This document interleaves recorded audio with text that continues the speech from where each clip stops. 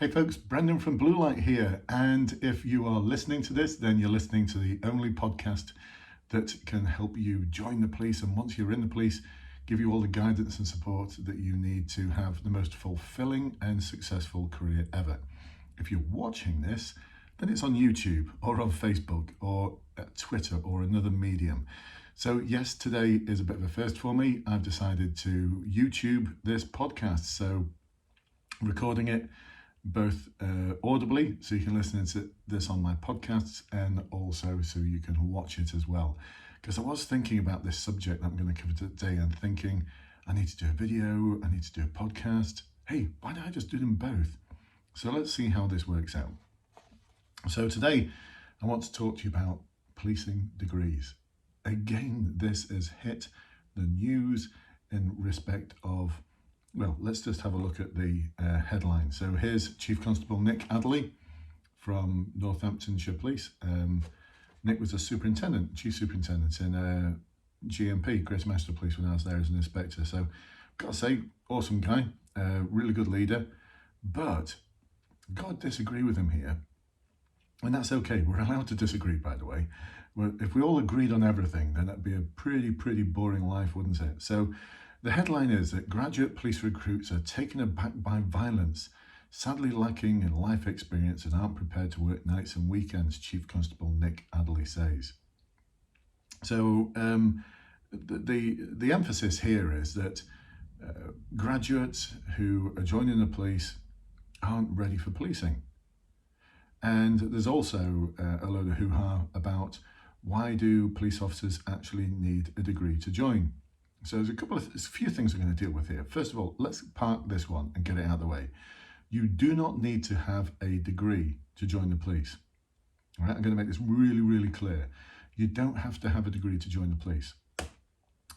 You will need a degree at some point because there's three entry routes. The first one is that you've got a recognised policing degree. Now, a lot of you have got policing degrees, but they're not recognised for the purposes of the Police Educational Qualifications Framework, the PEQF. I think I got that right. And I'll tell you a little bit about the history of that in this podcast and in this video as well. So, three entry routes, that's the first one. And the only policing degrees that were recognised, I think they finished this summer.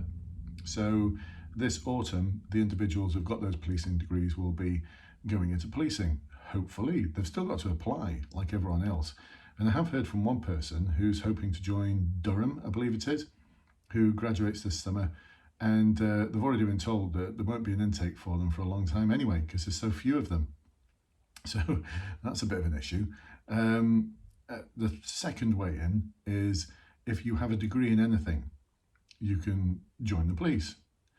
You could join the police before with a degree in anything. So there's no change there. It's just that now you'll be expected to do a postgraduate diploma in policing. So that the training you do will result at some point in a postgraduate degree in policing, postgraduate diploma in policing. The third entry route, and this is the one that bugs that idea, that concept that you see in the press, that you see all over Twitter and social media. The third entry route is the Police Constable Degree Apprenticeship. Now, if you go in via the Police Constable Degree Apprenticeship, you are going into a route where you will get a degree at the end of your training. So you don't have to have a degree to get in, but you will get a degree at the end of your training. Now, what's the background to all of this? Well, in the late, I think it was around 2018, 2017, something like that.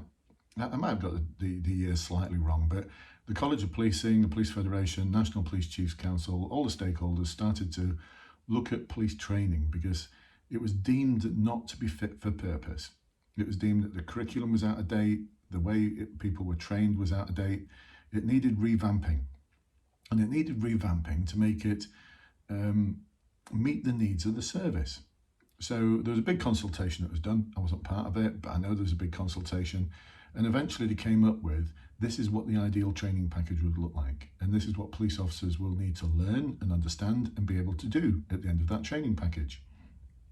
Now they took that to the, I don't know what they're called, the Apprenticeship Council, if you like, some organisation like that that governs the delivery of apprenticeships.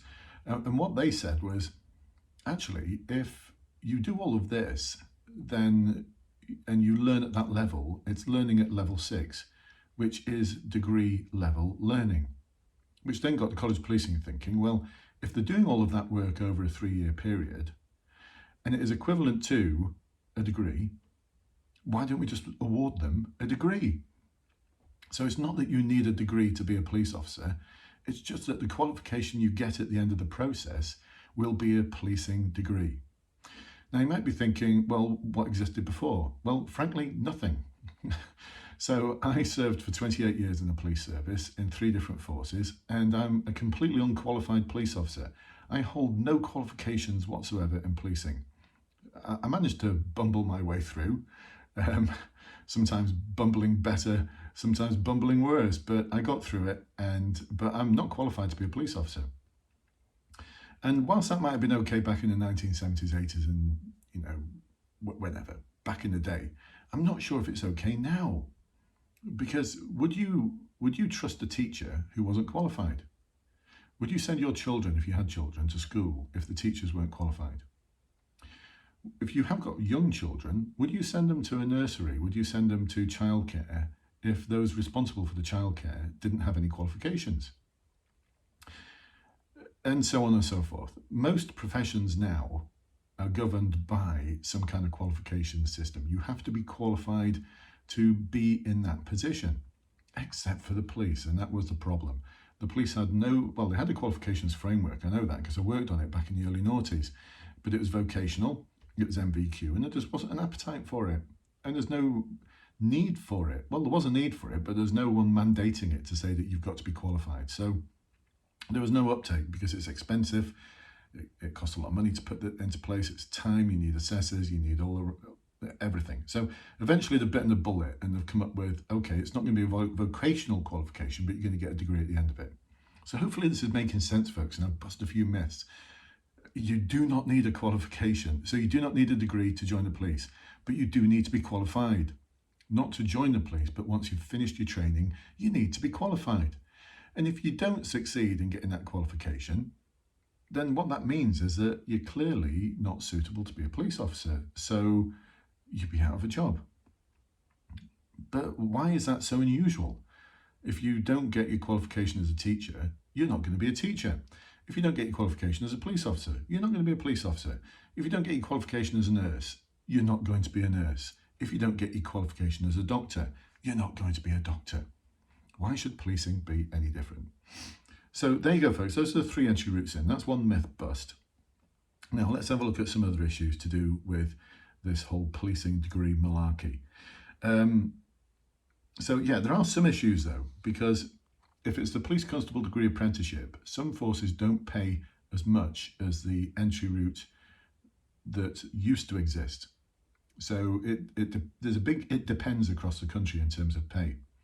And that is going to put off a lot of older joiners, because I know quite a lot of people who are looking to join the police who are in their 30s and their 40s, and they're taking a massive pay drop to join the police. So having a pay scale which is based on apprenticeships across the country. So I think the initial proposal was about 18,500. A lot of forces decided to up that. So I think it varies now between about 21,000 and 24,000. Bearing in mind, the starting salary for a constable several years ago was 24,000 or around there. So it's not that good. It rises quickly. So after about 8 years, I think you're at about £40,000, which is not bad going. But for those people who are already committed to a career or family or something, which means that they need a certain amount of money to live for their family, they can't afford the pay drop. So there's a lot of people who aren't joining the police because of that. So my suggestion, that actually there's no reason why you could not have a pay scale that's based on experience. So if you are coming out of the military, and that's another big chunk of people who might get put off by this, if you're coming out of the military after a 12-year commission or service or whatever it is that you may have done in the military, and you're hoping to join the police, you may not be able to afford, because you've got a family or other commitments, you may not be able to afford to take that pay drop down to £21,000, or some forces pay 24, but even then, that's not a lot. So is there any reason why you couldn't pay them based on experience £28,000, put them on, start them on scale 4 or whatever it's called, which would be about £28,000, £30,000. Is there any reason why you couldn't do that? So Nick Adderley might have a point here if he's talking about police recruits are taken aback by violence and they're lacking in life experience. It may just be because of their age.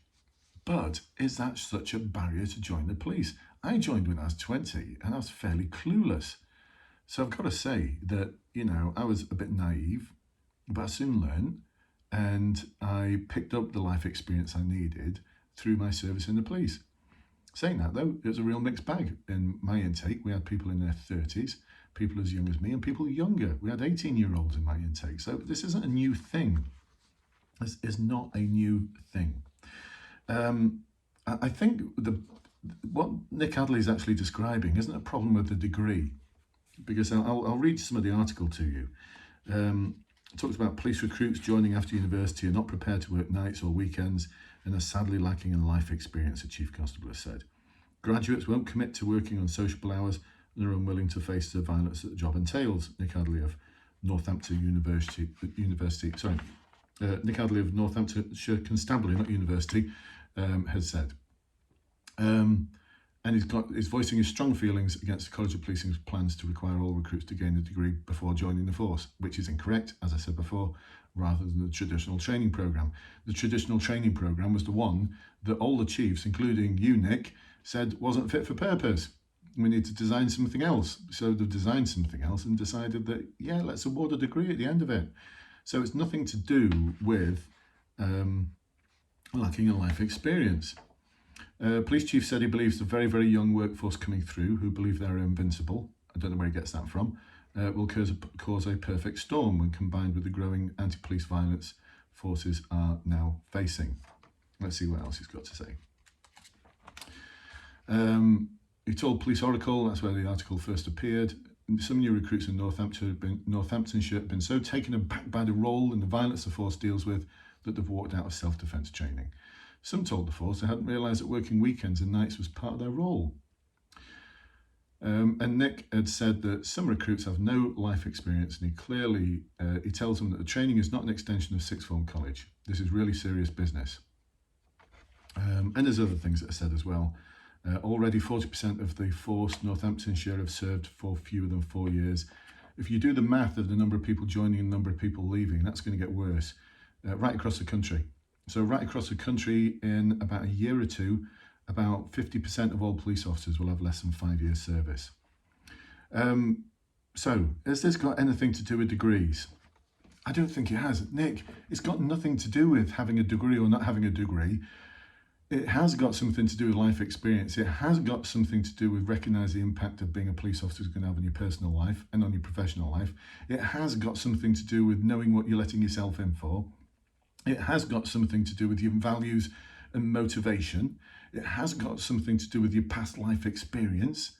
And that's not to say someone who's 18 can't have awesome life experience by doing Duke of Edinburgh, part-time jobs, volunteering as a citizen for different charities.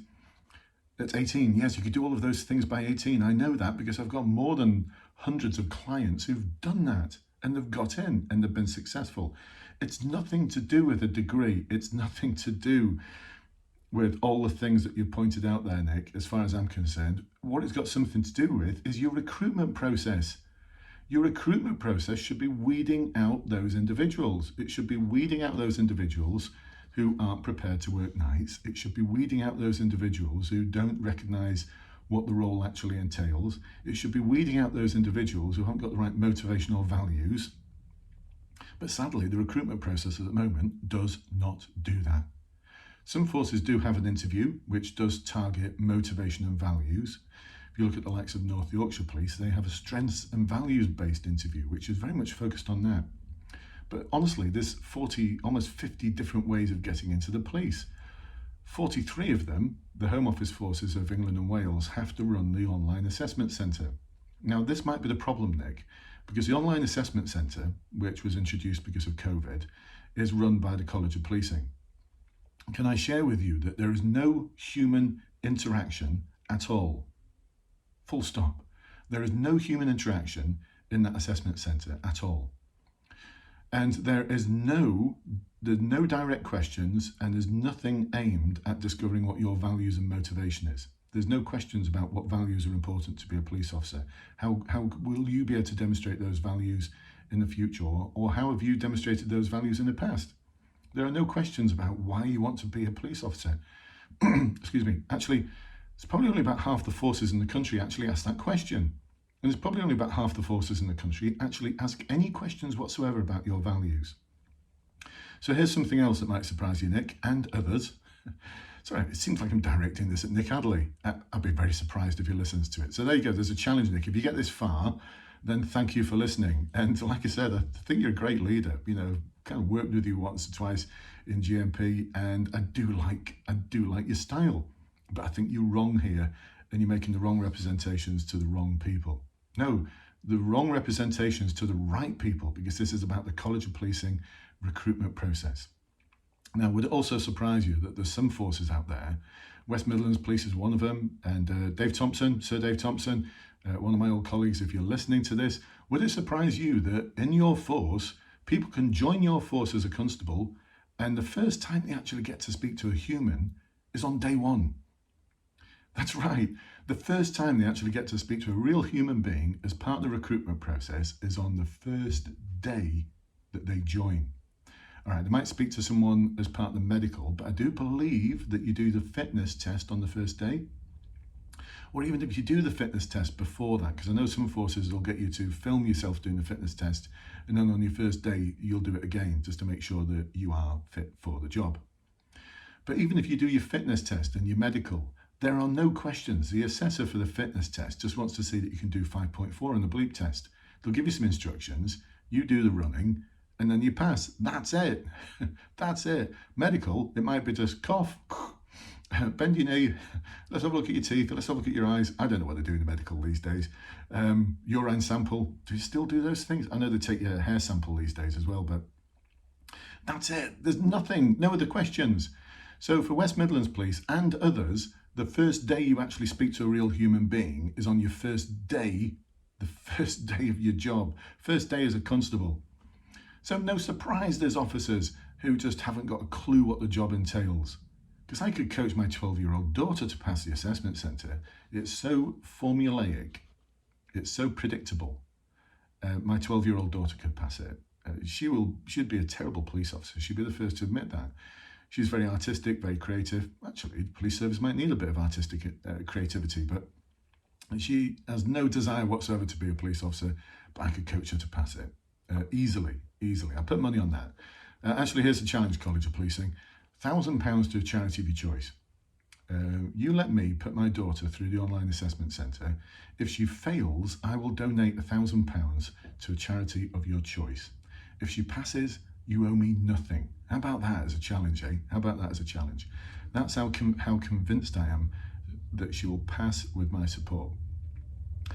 And if there's anyone else watching from another force thinking, oh yeah, but we have our own final interview, don't be so smug, because your final interview, again, most of them are incredibly predictable. There's a lot of forces out there will just ask you 6 questions from these 6 of the values and competencies. Tell me about a time you solved a problem. Tell me about a time you worked with others to solve a problem, or tell me about a time you've taken responsibility for a task. Tell me about a time you've made a difficult decision. Tell me about a time when you challenged someone's inappropriate behaviour. Tell me about a time when you've done the right thing, even when doing nothing would have been an easier option. Tell me about a time when you've either managed change or gone through a change process. Tell me about a time when you've had to prioritise a number of different tasks. Oh, they're all so predictable questions. All so predictable, all fairly boring, all very formulaic, because the competency and values framework tells you what each one of the competencies or the values is looking for in terms of behaviours. That's the marking guide that you're using, so you can actually play the system. You can play the system. So my plea, forces, is that you do something a little bit more, so that you don't have your chief constable belly aching about the fact that there's constables joining who didn't know there's going to be violence or night shifts. You should weed that out. You should weed that out. I'm going to suggest something here, that you need to invest a little bit more than a 45-minute interview.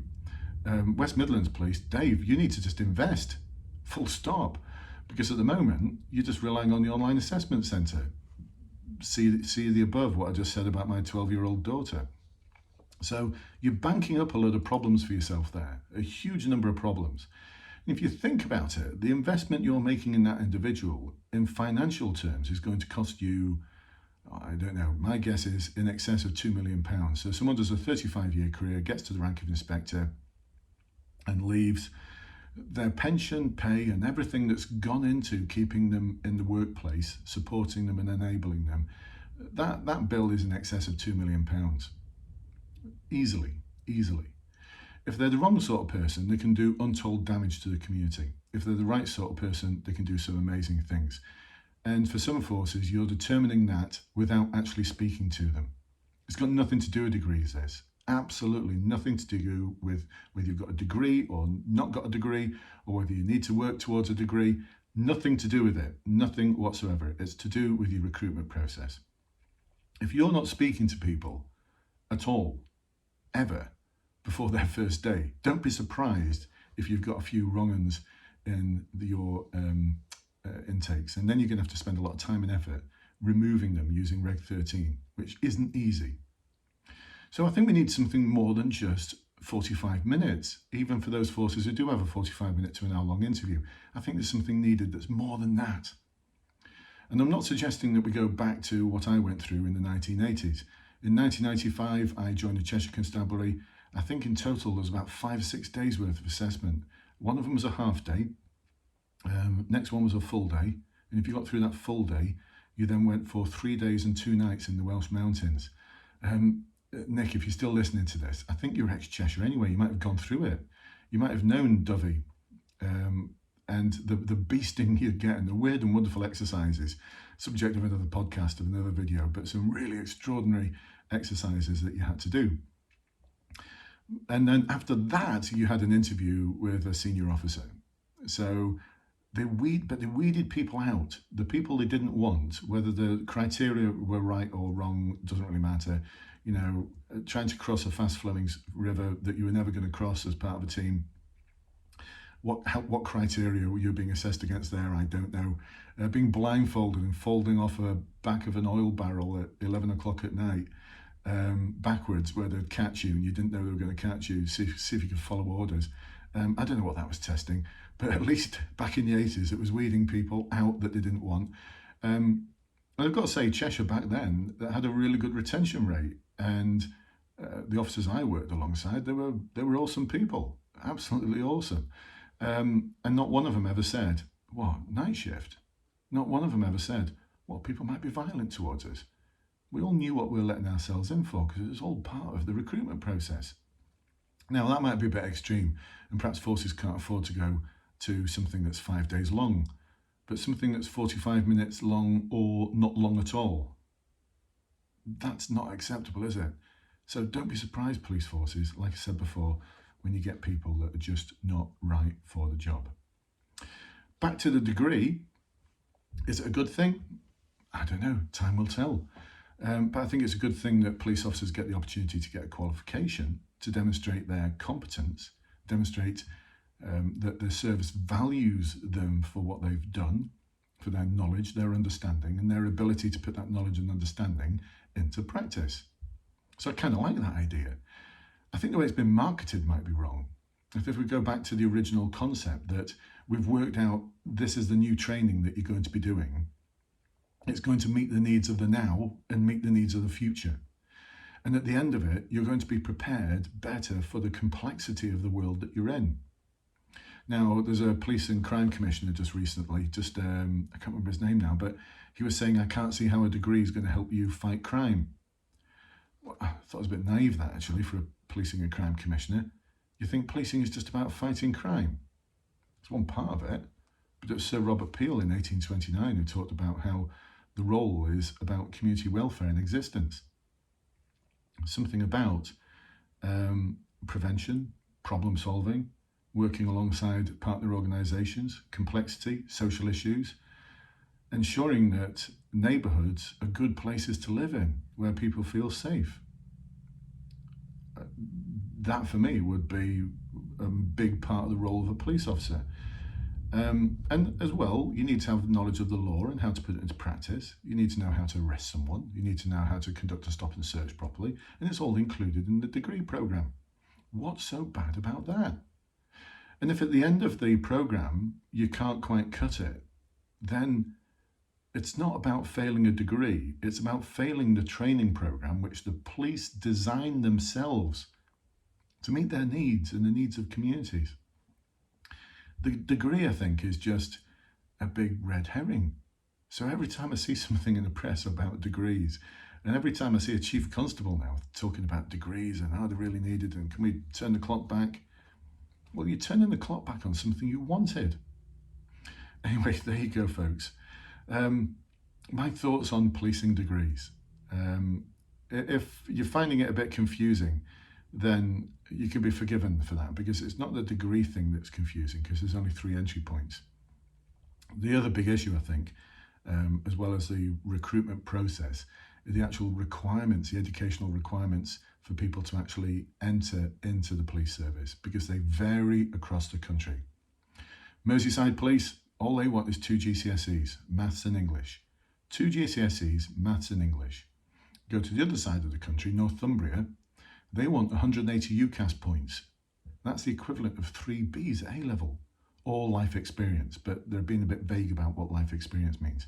I do believe that to demonstrate that life experience means writing an essay. The essay is assessed, though, not by the police service, but by the university. That's my understanding. So it's not actually the police selecting you, it's the university that's selecting you. So I'm not quite sure if I get that. Please, someone, if I'm wrong there, tell me. But certainly my understanding, I know someone's had to do that for Cleveland recently. Actually, it might be Tyneside University. I might have got that wrong. Tyneside University are making them do that. Northumbria, though, Newcastle University, they still look for life experience. How they assess that, I don't know. And what they determine to be suitable life experience, I don't know. But 180 UCAS points, which is 3 Bs at A-level. Listen, in 1982, when was it, 84? Anyway, back in the early 80s, I had an offer to do medicine at Dundee University of 2 Bs and a C, and I failed that. So the fact that you've got to have 3 Bs at A-level to join the Northumbria Constabulary, my goodness. So, and there's everything in between. So that's something that needs sorting out, I think, as well, College of Policing. But they can't do that because every university that runs the College of Policing's degree on their behalf can mandate the qualifications that are required for people to go in. And this might have something to do with game playing, the success rates. So John Moores University in Liverpool, if you just want 2 GCSEs, then I would suggest that actually you might have quite a high fail rate, because 2 GCSEs doesn't demonstrate the academic capability to be able to complete the training, which will be awarded a degree at the end of it. It's not about completing the degree, it's about being able to cope with the training and cope with the level of understanding and practice that's needed in that training, and at the end of it you get a degree. So if you can't hack that training with a 2 GCSEs, then you may struggle. So they may have a high fail rate for their apprenticeship scheme, which when they start game playing stuff around apprenticeships and success rates and stuff like that, may not look good. It's a subject of a different podcast. Northumbria may be game playing the other way, because if you've got people coming in who've got 3 Bs at A-level, it's more likely than not that they're going to be able to cope with the rigours of the study that's needed in the training that was designed by the police, that gets a degree awarded to it at the very end. So there you go, there's another issue, folks. Check with your force before you apply to ensure that you've got the right qualifications, because so many of my clients get all the way to the end of the process and then the force checks their qualifications and sends them an email to say, you've not got the right qualifications. Thanks very much for your interest. Goodbye. And we don't want that, do we? All right, folks. Well, listen, in my aim to ensure that all the podcasts are less than 30 minutes, this one's 29 minutes now, I'm about to wrap up. But if you want to find out more and continue this discussion, please do go to Facebook and look up in groups, Bluelight and Police Recruitment, and there you'll find the group that's got over 16,000 members. What an awesome group that is. It's amazing. And if you're a serving police officer and you're interested in ensuring that your career is successful and fulfilling and exciting and motivates you on a daily basis, making sure that you're playing to your element and playing to your strengths, then there's a group for you as well. So go into groups on Facebook and look for In-Force Development, Bluelight In-Force Development, and you'll find that group. Ask to join. Persuade me you're a serving police officer, and I'll let you in. All right, folks, well, listen, thank you very much for listening, as always. And if you've got any comments or suggestions, or this has really riled you, please do get in touch and let me know. And I'd love to hear from you. And if you're watching this on YouTube or Facebook, I hope the podcast thing, the video thing and podcast and everything has worked out okay. I couldn't figure out where to look. I was just like looking at the microphone, because that's what I normally do, look at the microphone, and the timbre of the sound is better. Or should I look at the camera? Or should I try and do both? I think I'll try to do both. I'll get the hang of it eventually. All right, folks, well, listen, stay safe, look after each other, look after yourselves, and I'll speak to you soon. Bye-bye for now.